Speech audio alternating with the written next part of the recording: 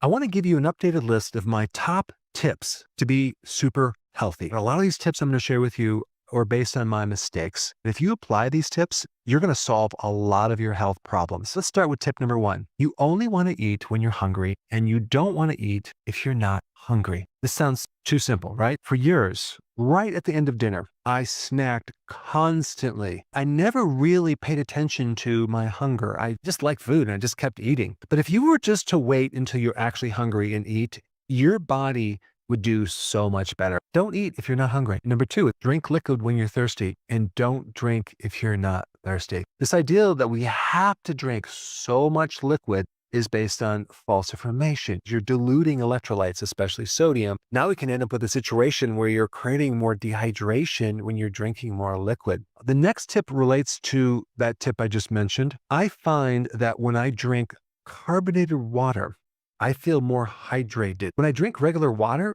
for some reason, I'm not as hydrated. The other thing that I do to hydrate myself is when I drink liquid, many times I'll put a tea bag in there that's naturally decaffeinated. For some reason, when I drink tea, I get way more hydrated. I can drink more water. It just feels better. And plus, I'm getting the phytonutrients from the tea. I will take a gallon glass jar and I'll fill it with water.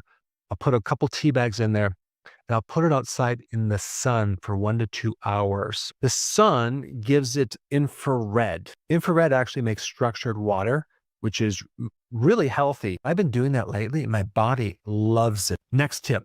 If you have a confusion of what diet to do or what food to eat, and you really don't know what is true or not, go ahead and try one diet and see how you feel. Try the other diet, see how you feel. Then you'll really know what works for you. So I'm not about forcing someone to do a certain diet or a certain food, but I am interested to get someone to try something out to see if it actually works for them. The next tip, intermittent fasting. The frequency of when you eat might sound like an insignificant thing, but it's just as important as what you eat, because all sorts of amazing positive things happen when you do intermittent fasting. Our bodies were not developed or designed to consume food every hour and a half. If we can match what our bodies are used to eating as far as the frequency, we can actually achieve a much greater level of health. It's taking these damaged proteins and it's recycling them into new tissue. It's also cleaning up pathogens and getting rid of bacteria, viruses, fungus, mold. And that happens when you're not eating. And this also relates to the next tip. Out of all the things that you can do that's bad for you, it's snacking, eating between meals. Why? Because again, it spikes that insulin, especially if you're snacking on junk food. Out of all the things that a person could do to improve health, if they just got rid of their snacking, that would create a huge change, even if they don't change their diet. The next tip, too much carb. When you're reading a label, the most important thing to look at is the carbohydrates, not necessarily just the sugar, because a lot of these foods don't have any sugar, but they're high carbs because they're adding starch, maltodextrin, flour. That's basically hidden sugar. Keep your carbs on the low side. In fact, in a given day, you don't want to consume more than 30 grams of carbs per day. And this rolls into the next tip. When you get your blood test, I think it's very important to request a fasting insulin test for literally 10 to 15 to 20 years before you develop diabetes. Your fasting insulin levels are high, but the doctors never test that. So if you were able to test your fasting insulin, you could literally prevent diabetes, because if it was high, you could do something about it. And that leads us to the next tip that's sort of related. And this is a blood test. Probably one of the most important blood tests is for vitamin D. At least 10,000 to 20,000 IUs of vitamin D every single day. It affects 10% of all of your genetics. And for some people that have autoimmune disease and chronic inflammation and other problems that relate to a poor immune system, they're going to need much, much higher levels of vitamin D to create the effect. It's really important to test vitamin D, and you can even do a home test. I'm going to put that link down below. And then the second most important nutrient to focus on is your magnesium. Most people don't consume enough magnesium in their diet, so usually they're deficient. You need magnesium to help vitamin D work. Magnesium helps control calcium. Calcium causes contraction of the muscles, a muscle cramp, a spasm. And when you get those, you have too much calcium. Magnesium can come in as a remedy and get rid of that problem because it's the controller of calcium. Now let's go to the next tip. That's potassium. If you look at all the nutrients you need in amounts, potassium is the one we need in a very, very large amount. We need like 4,700 milligrams of potassium every single day. Potassium is a physiological tranquilizer. It calms the nervous system down.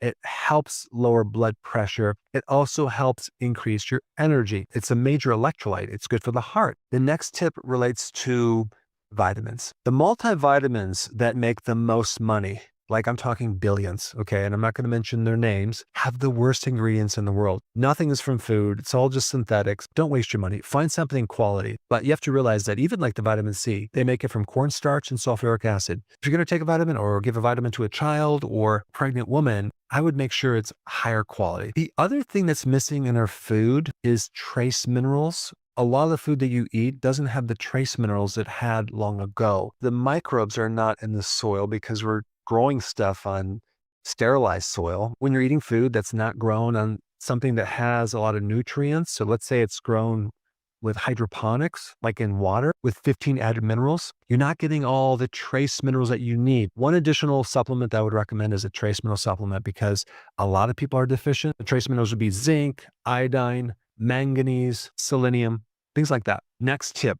Out of all of the proteins that you can consume, red meat is one of the most nutrient dense. If you want to feel really good and you want to be more energetic, or you want to handle your low blood sugar, red meat will do the trick very quick. It's going to perk you right up. Not necessarily for the iron, it's actually from the protein because our bodies really need sufficient protein, and grass-fed red meat will give you the highest quality. Next tip, if you're like me and you have a history of a lot of antibiotics, realize that a lot of your problems now could be related to the antibiotics. We were told that when we take an antibiotic that those microbes will come back. A lot of strains do come back, but not to the level where they should be. And one of the most powerful things you can do is make your own probiotic yogurt-like mixture, which creates some of the most amazing effects in your body. And when you watch the video that I will put down below, read the comments. It's going to be mind-blowing. People are noticing all sorts of amazing, cool effects from that. But all we're doing is we're replacing the microbes that used to be in our gut long ago before we took an antibiotic. Next tip is overtraining kills your testosterone. If you overtrain and don't let your body recover, not only are your hormones going to be messed up, but you will not achieve the gains and the improvements that you could. And you're going to find your energy is going to go down, down, down, down. And so many other issues can occur, especially with inflammation. Next tip, if you go off the wagon and you eat too many carbs, what you should do is take vitamin B1 because you just depleted B1 and that's going to create more anxiety and stress, which could cause you to eat more of the wrong foods. Take more B1 to repair some of the damage and also get rid of some of the side effects that are occurring because you just ate that carb. Next tip, be careful of taking any iron supplements. Out of all the nutrients, iron is the one that doesn't really leave your body.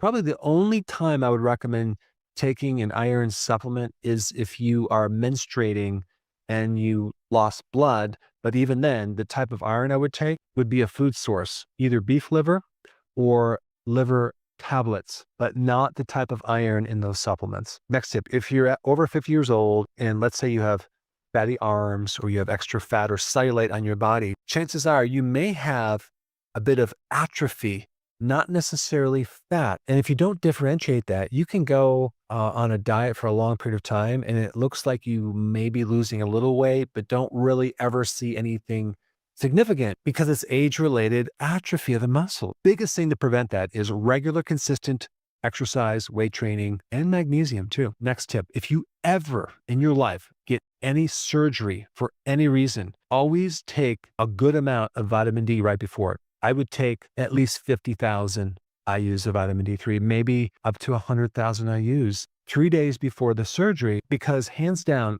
the outcome of any surgical procedure is going to be so much better if you have enough vitamin D. Another really important time to take vitamin D is when you're pregnant and you're lactating, breastfeeding. Super important for you and the baby, because if you're deficient in vitamin D, you're going to get postpartum depression. The child can end up with all sorts of weaknesses. Lastly, I think this is really super important. Invest in a good water filter. When you drink city water, There's going to be some forever chemicals in there. I just tested my water and I have 2 filters and it had a chemical that was 78,000 times higher than normal. The point is you need to invest in some type of filter. Don't drink the tap water. A lot of these tips were based on personal experience. So don't make the mistakes I made. Apply this information and I will see you in the next video.